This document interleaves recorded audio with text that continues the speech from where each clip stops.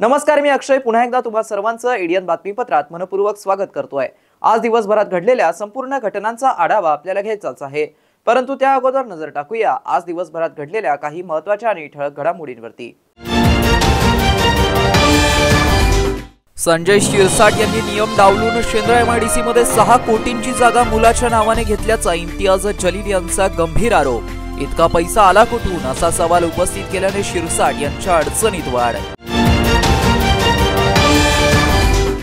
तर जोपर्यंत पार्किंगची व्यवस्था मनपा करत नाही तोपर्यंत वाहने उचलून दंड आकारू नका, मनसेची मागणी। महानगरपालिका जनतेची लूट करत असल्याचा आरोप करत अधिकाऱ्यांवरती उधळल्या 500 रुपयांच्या नकली नोटा। आता बघूया सविस्तर बातम्या। एमआयएम नेते इम्तियाज जलील यांनी पालकमंत्री संजय शिरसाट यांच्यावरती मंत्रिपदाचा फायदा घेऊन शिरसाटांनी मुलांच्या नावे एमआयडीसी मध्ये जागा आणि जमीन घेतल्याचा दावा केलाय। कॉस्मो डिस्टल्सी प्रायव्हेट लिमिटेड या सिद्धांत शिरसाट यांच्या कंपनीला जागा देण्यात आली आहे। हा प्रोजेक्ट 105 कोटी 89 लाख रुपयांचा आहे। इतके पैसे आले कुठून असा सवाल जलील यांनी केलाय। बघा काय म्हणाले आहेत जलील। आमचे मित्र पालकमंत्री संजय शिरसाट साहेब बीडच्या प्रकरणामध्ये खूप त्यांचं हे प्रकरण गाजलं होतं। आता त्याच्या नंतर अजून एक प्रकरण आलेलं आहे जे एमआयडीसी शी संबंधित आहे। एमआयडीसी मध्ये 2 मोठे प्लॉट्स होते जे ट्रक टर्मिनससाठी रिझर्व होते। हे सगळे डॉक्युमेंट्स आहेत, ते ट्रक टर्मिनससाठी रिझर्व होते। पण संजय शिरसाट साहेबांच्या मुलांना तिथे एक अल्कोहोलची काही केमिकल फॅक्टरी, दारूच्यासाठी लागणारी काही केमिकल फॅक्टरी त्यांना सुरू करायची होती। मग एमआयडीसीने काय केलं, ते एक जे प्लॉट ट्रक टर्मिनससाठी रिझर्व होतं ते प्लॉट त्यांनी डी रिझर्व केलं आणि ते प्लॉट संजय शिरसाट साहेबांच्या मुलांना देण्यात आलं। आता त्यांनी एक कंपनी एस्टॅब्लिश केली कॅमिओ डिस्टिलरीज नावाची। त्या कॅमिओ डिस्टिलरीजमध्ये 3 पार्टनर्स होते। एक संजय शिरसाटचा मुलगा होता सिद्धांत, त्यांची बायको होती विजया संजय शिरसाट आणि तिसरे होते एक अमीन बिल्डर, भावेन अमीन नावाचे।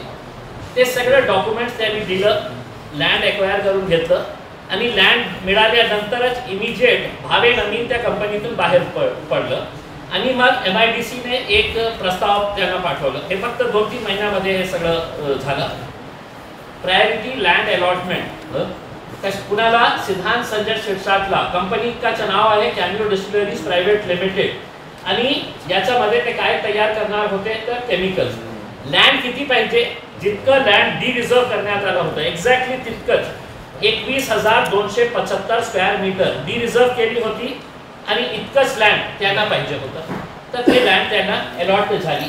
आता त्याच्यामध्ये ॲब्सोल्यूट अल्कोहोल तयार करण्यासाठी हे कंपनीचे फॅक्टरी स्टार्ट करणार होते आणि किती मोठी कंपनी आहे, 105 कोटी 105 crores 89 लाख रुपीज एस्टॅब्लिश करण्यासाठी तुम्हाला स्वतःचा कॉन्ट्रीब्युशन करावं लागतं, जे तुम्ही ॲप्लिकेशन मध्ये दिलेले आहे। आणि ॲप्लिकेशन मध्ये म्हटलेले आहे की 26 कोटी 26 crore 47 लाख रुपीज मी माझा स्वतःचा कॉन्ट्रीब्युशन करणार आहे। सेल्फ कॉन्ट्रीब्युशन माझ्या खिशातून मी 26 कोटी 47 लाख रुपीज देणार आहे आणि बँकेतून कर्ज घेणार आहे 79 crore 42 लाख रुपीज आणि बँकेतून कर्ज घेणार आहे। माझा प्रश्न हे आहे की हे जे 26.5 कोटी रुपये तुम्ही सेल्फ करणार होते तर कुठून घेणार होते, कोण तुम्हाला पैसे देणार होते आणि बँकेतून तुम्ही घेणार होते वेगळी गोष्ट आहे। तर हे फायनान्स कुठून आणणार होते। आता अमीन बाहेर पडल्यानंतर बँकेत फक्त 2च डायरेक्टर्स राहिलेले आहे, एक त्यांचा मुलगा, दुसरी त्यांची पत्नी। आता हे बोलण्याचा तुमच्याकडे कोणताही कारण नाही आहे की 5 पार्टनर्स होते आणि त्या 5 पार्टनर 2-3 कोटी रुपये जमा करणार। हे 2 डायरेक्टर्स मिळून 26 कोटी रुपये कुठून आणणार होते। त्यांची बायकोची नेट इन्कम मागच्या रिपोर्ट प्रमाणे एफिडेविट जे तुम्ही दिलेले आहे ते वर्षात 25 लाखाची आहे। मग 25 लाखाच्या आधारावर तुमच्यावर आत्ता आजच्या घडीला 12.5 कोटी रुपयाचा कर्ज आहे फक्त बायकोच्या नावाने। मग हे पैसे कुठून आणणार होते? MIDCने आम्हाला हे सांगावं की मागच्या 2-3 वर्षामध्ये अनेक लोक तुमच्याकडे आले होते की आम्हाला जागा द्या। तुम्ही त्यांना स्पष्टपणे सांगितलं होते की 1 इंचची जागा आम्हाला क्षेत्रामध्ये नाही आहे। मग हे जागा मंत्रीसाठी कशा प्रकारे कोणत्या आधारावर हे रिलीज करण्यात आली आहे याच्यामध्ये उद्योग मंत्री सामील आहे, हे पालकमंत्री सामील आहे, MIDCचे सगळे अधिकारी याच्यामध्ये सामील आहे। आणि माझी अपेक्षा जे देवेंद्र फडणवीस साहेब जो स्वतःला हे म्हणतात की मी भ्रष्टाचार मुक्त महाराष्ट्र, हे केस त्यांनी CBI कडे द्यावा किंवा एनफोर्समेंट डायरेक्टोरेट कडे द्यावा आणि दूध का दूध पानी का पानी हो जाएगा उसमें कि इम्तियाज जलील गलत है या ये डॉक्युमेंट्स गलत है। खुलताबाद तालुक्यातील वेरूळ येथील मालोजीराजे भोसले गडीवरती शुक्रवारी शिवराज्याभिषेक दिन सोहळा मोठ्या उत्साहाने साजरा करण्यात आला। या सोहळ्याला पालकमंत्री संजय शिरसाट, राज्यसभा सदस्य खासदार डॉक्टर भागवत कराड, खासदार संदीपान भुमरे यांची विशेष उपस्थिती होती। यावेळी मार्गदर्शन करताना पालकमंत्री शिरसाट यांनी वेरूळ येथील ऐतिहासिक स्थळावरती शिवराज्याभिषेकाचं आयोजन ही अभिमानास्पद व अभिनंदनीय असून या परिसरात लवकरच सौर ऊर्जेवरील यंत्रणेसाठी जिल्हा नियोजन मंडळाच्या माध्यमातून 2 कोटी देण्याची घोषणा केली। वेरूळ येथील मालोजीराजे भोसले गडी शहाजीराजे भोसले स्मारकासमोर 125 मान्यवर जोडप्यांच्या हस्ते सामूहिक शिवअभिषेक व शिवराज्याभिषेक सोहळ्यानिमित्त आयोजित करण्यात आला होता। या सोहळ्यासाठी छत्रपती संभाजीनगर जिल्ह्यातील तसेच महाराष्ट्रातील 125 विविध क्षेत्रातील मान्यवरांची सपत्नीक उपस्थिती होती। कोल्हापूर येथून छत्रपती शिवरायांच्या 125 मूर्ती अभिषेकासाठी आणण्यात आल्या आहेत। प्रत्येक मान्यवरांच्या पुढे छत्रपती शिवरायांची मूर्ती जल अभिषेकासाठी सामूहिकरित्या 125 शिवमूर्तींना अभिषेक घालण्यात आला। त्यांच्या हस्ते छत्रपती शिवरायांच्या 125 मूर्तींचा सामूहिक अभिषेक करण्यात आला। शिवराज्याभिषेक दिनानिमित्त वेरूळ येथे छत्रपती शहाजीराजे भोसले गडी परिसरातील स्वच्छता मोहीम राबवण्यात आली।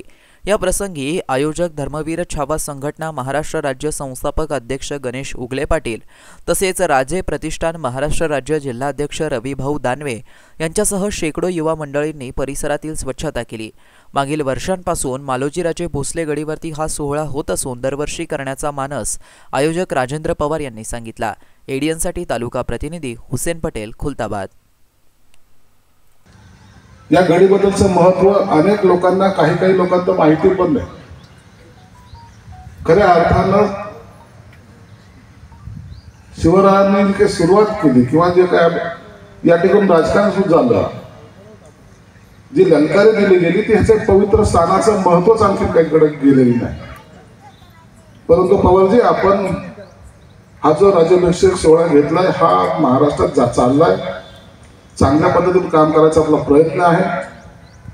तुम्हाला माहिती जर सांगतो की आता या ज्या खुलताबाद ते रत्नपूर ते कन्नड या सगळ्या ठिकाणी आता आपण एक CCTV फुटेजची जवळपास 12 कोटी रुपयाचं यंत्रणा इथं बसवतो। ते यासाठी की सगळे धार्मिक स्थळ या भागामध्ये आहे। पुढच्या महिन्यापासून या भागात जे काही अतिक्रमण आहे, रस्ता जर ब्रॉड असला पाहिजे। आम्ही चाललो गडीला सगळ्या रस्त्यामध्ये अतिक्रमण हे काही बरोबर नाही, म्हणून हे पुढच्या महिन्यामध्ये ही मोहीम घेतली जाणार आहे। सगळ्यात महत्त्वाचं या ठिकाणी नेहमी उजेड हा असला पाहिजे।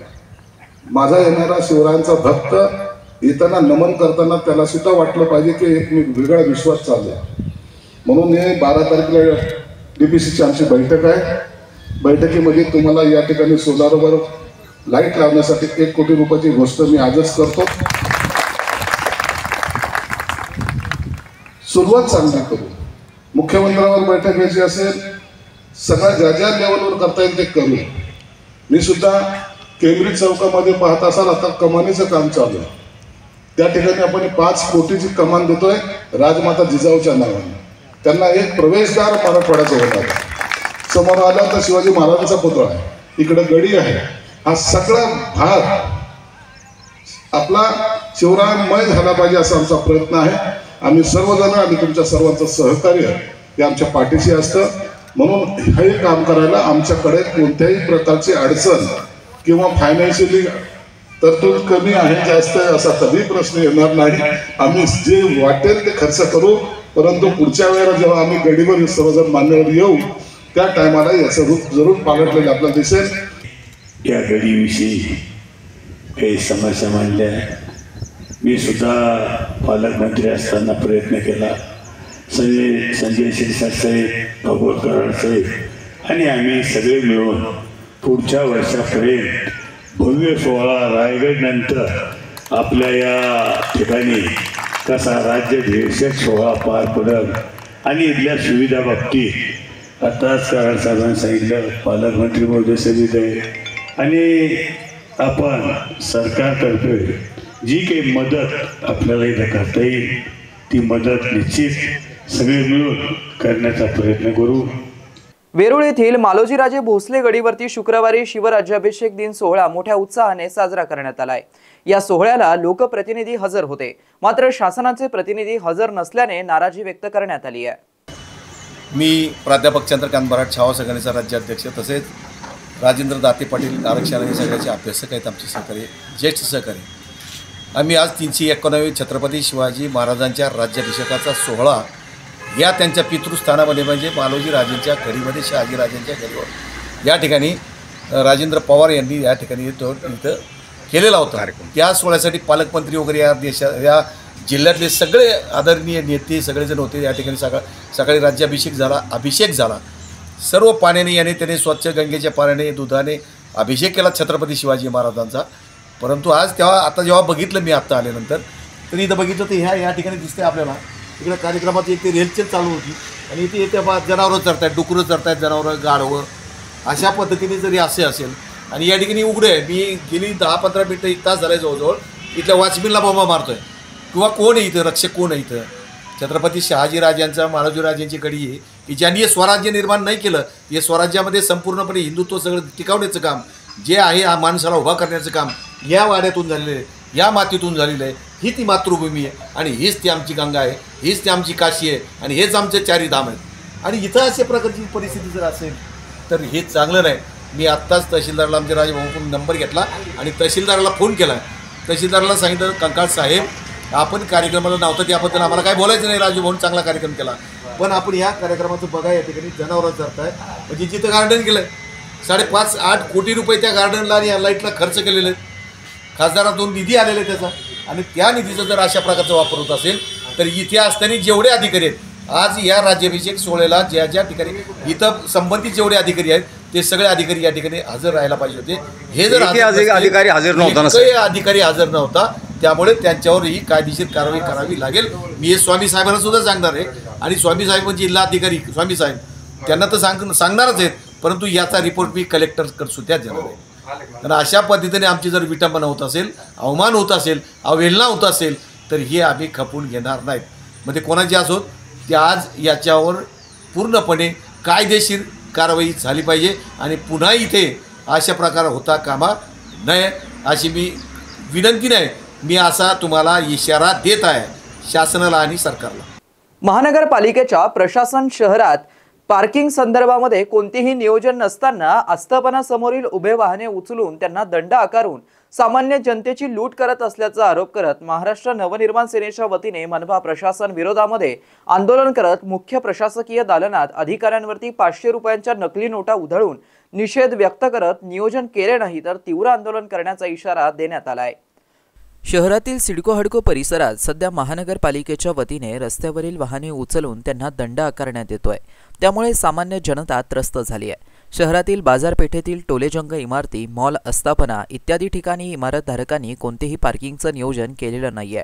तसं मनपा प्रशासनाकडून वाहनतळाची व्यवस्था उभारण्यात आली नाही तरी वाहनाच्या दंडाचा भुर्दंड व त्रास नागरिकांना सहन करावा लागतोय. याविषयी महाराष्ट्र नवनिर्माण सेनेच्या वतीने पार्किंग संदर्भात मनपा प्रशासकाकडे नियोजन करण्याचे निवेदन देण्यात आलं, परंतु प्रशासनाकडून कोणतेही हालचाल केली नाही. उलट वाहने उचलून त्यांना दंड आकारला जात असल्याने महाराष्ट्र नवनिर्माण सेनेचे मध्य विधानसभा विभाग अध्यक्ष चंदू नपुते यांच्या नेतृत्वाखाली शुक्रवारी महानगरपालिकेच्या प्रवेशद्वारासमोर तीव्र आंदोलन करण्यात आलं. या आंदोलनात पाणी प्रश्न व वाहन पार्किंग या मागणी संदर्भात प्रशासनाकडे यानंतर मनपा अतिरिक्त आयुक्त व मनपा आयुक्त यांच्या दालनासमोर जोरदार घोषणाबाजी करत ठिय्या आंदोलन करण्यात आलं। यानंतर शिष्टमंडळांनी मनपा शहर अभियंता फारुख खान व AB देशमुख यांची भेट घेऊन त्यांना जोपर्यंत पार्किंग नियोजन करण्यात येत नाही तोपर्यंत वाहने उचलू नये अशी मागणी करत लेखी आश्वासन देण्याची मागणी केली। काय महानगरपालिकेला खूप गरिबी लागलेली आहे आणि भीक लागली, खरं चांगल्या अधिकाऱ्यांना भीक लागली। भ्रष्टाचार तर करतात एरवी, पण आज त्यांना ही देखील पचनी पडत नाही की लोकांना आता कुठला तरी नियम काढायचा। एक तर चूक आपली P1 P2 नाही, पार्किंगचा नियम माहीत नाही। अगोदर 10 मिनिटं पहिले तुम्हाला अलाउन्स करावं लागेल, त्यानंतर गाडी उचलावं लागेल, पण असं काही होत नाही। आले की आपली 1500ची पावती द्यायची आणि जनसामान्याकडनं पैसे लुटायचे। म्हणून प्रचंड भीक ह्या महानगरपालिकेला लागलेला आहे। त्यामुळे आम्ही प्रति 500 रुपयाच्या प्रतिरूपी प्रत असलेल्या 500 रुपयाच्या नोटांची उधळण अधिकाऱ्यांच्या अंगावर केलेली आहे। पैसे उधळच्या मागचं म्हणजे मनपाचे अधिकारी पैसे घेतात 100% घेता, भीक लागली आपापल्या पैशांसाठी। करा ना, अगोदर तुम्ही पार्किंगची व्यवस्था करा, त्यानंतर तुम्ही लोकांना फाईन करा। अरे चूक आपली म्हणजे स्वतः ते काय म्हणतो ना, आपलं ठेवा झाकून दुसऱ्याचं पाहिजे वाकून, अशी गोष्ट झालेली या ठिकाणी। शहरवासियांना एक सुवर्ण संधी। तुम्ही एखादा व्यवसाय करताय का? मग एडियनवरती जाहिरात करा आणि मिळवा व्यवसायात मोठा फायदा। तर वाट कसली बघत आहात? आताच खाली दिसत असलेल्या नंबरवरती संपर्क साधा। आपल्याला अजूनही काही बातम्यांचा आढावा घ्यायचा आहे, परंतु इथे वेळ झाली आहे एका छोट्याशा ब्रेकची। कुठे जाऊ नका, पाहत रहा एडियन न्यूज।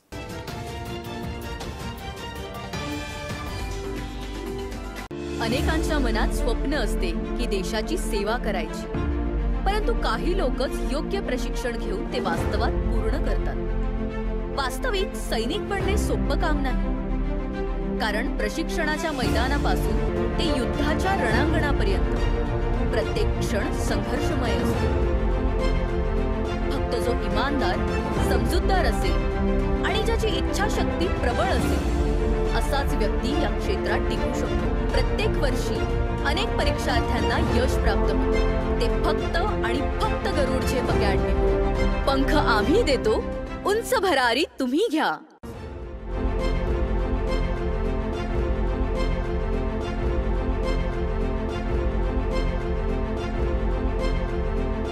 शिक्षण असो किंवा नोकरी, कुठल्याही कामानिमित्त छत्रपती संभाजीनगर येथे येत असाल तर तुमच्या घरगुती जेवणाची चिंता आता मिटली।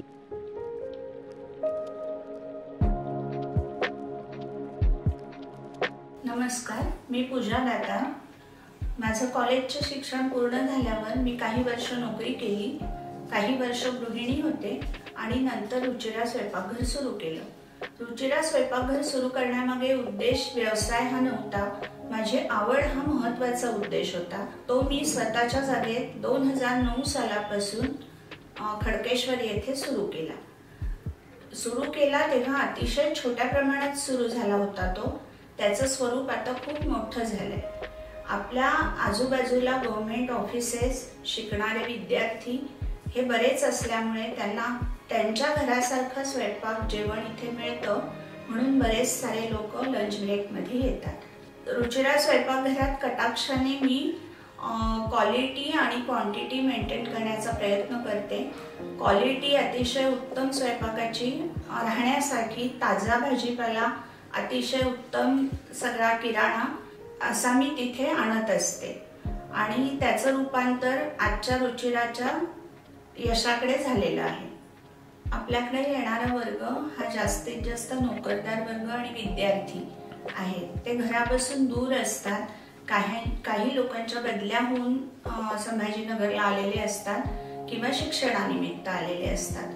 तर त्यांना आपल्या रुचिरा स्वयंपाकघरात घरच्यासारखं गरम, ताजं आणि चांगल्या चवीचं, घरच्यासारख्या चवीचं जेवण उपलब्ध होतं आणि त्यांच्या लंच ब्रेकमध्ये अर्धा तासात ते जेवून जाऊ शकतात। इतकाच वेळ तिथे लागतो जेवणासाठी, खूप वेटिंग वगैरे करावं लागत नाही। रुचिरा स्वयंपाकघरात काम करणारी लोक सुद्धा आपल्या घरचं काम असल्यासारखं मनापासून व आवडीने करतात। तसंच रुचिरा स्वयंपाकघरात काम करणाऱ्या लोकांना तिथून जे उत्पन्न मिळतं त्यामुळे त्यांच्या आयुष्याचा चांगला भाग तो झालेला आहे आणि ते अतिशय चांगल्या रीतीने आपलं आयुष्य जगतात।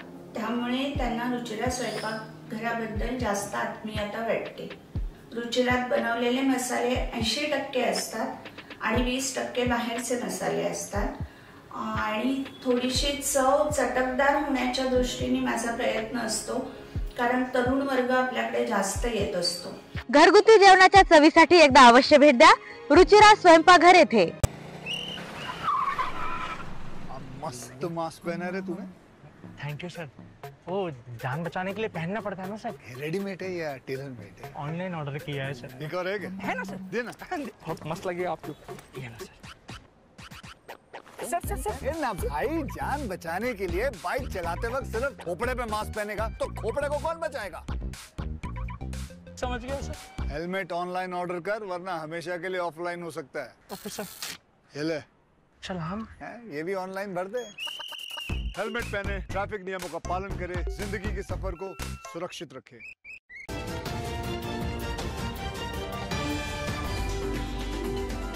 ब्रेकनंतर पुन्हा एकदा स्वागत. आपण बघत आहात एडीएन बातमीपत्र.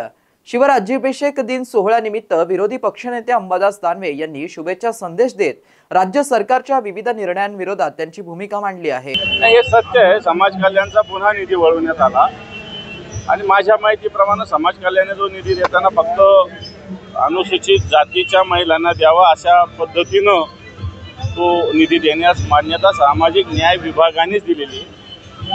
खरं तर अनुसूचित जाती किंवा जमाती सुद्धा यांना दिलं जावं त्याच्याविषयी काही प्रश्न नाही आहे, परंतु मला असं वाटतं सगळ्यांना सोबत दिलं पाहिजे.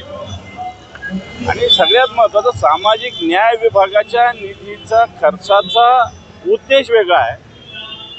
फक्त एखाद्या महिलेला 1500 रुपये देणं एवढा पुरता त्याचा उद्देश नाही. मग या सगळ्या उद्देशालाच आताच्या घडीला राज्य सरकार हरताळ पासतंय असं सांगून त्यांनी एक टाळलेलं आहे की आम्ही हा निधी केला काय अनुसूचित जातीच्या. पण तुमचं अनुसूचित म्हणजे हा सामाजिक न्याय विभागाचा स्वतंत्र निधी असताना दुसऱ्या योजनेकडे वळवता येत नाही, तरी सरकार वळवत आहे आणि सामाजिक न्याय विभागाला कवडीची किंमत देत नाही.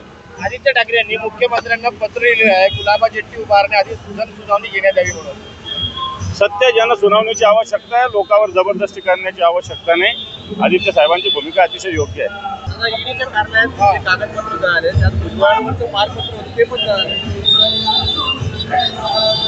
ते जळालं वगैरेला काय आता ते ऍक्सिडेंट आहे, त्याला विषयी मी काय बोलत. आता मुंबईच्या पिटी नदी गाळगेरा व्यवहार प्रकरणी आता ईडीचे मुंबईच्या विविध ठिकाणी छापेमारी सुरू झालेली आहे. कुठे? ईडीने मुंबईमध्ये. कुठे? मुंबईमध्ये विविध ठिकाणी. मला असं वाटतं विविध ठिकाणी निश्चित भ्रष्टाचाराचा नायनाट झाला पाहिजे, पण तो जाणीवपूर्वक ईडीचा त्रास कोणाला दिला नाही पाहिजे. सुपेकरांवर 500 कोटीचा जो आरोप होत आहे, सत्य आरोप आहे. ज्या पद्धतीनं या खात्यातले अधिकारी जे स्वतःला फार भ्रष्टाचारापासून मुक्त समजतात ते अमिताभ एक आहेत, जे सुपेकर एक आहे, यांनी दिवाळीचा फराळ 1200 रुपयाला दिलेला आहे.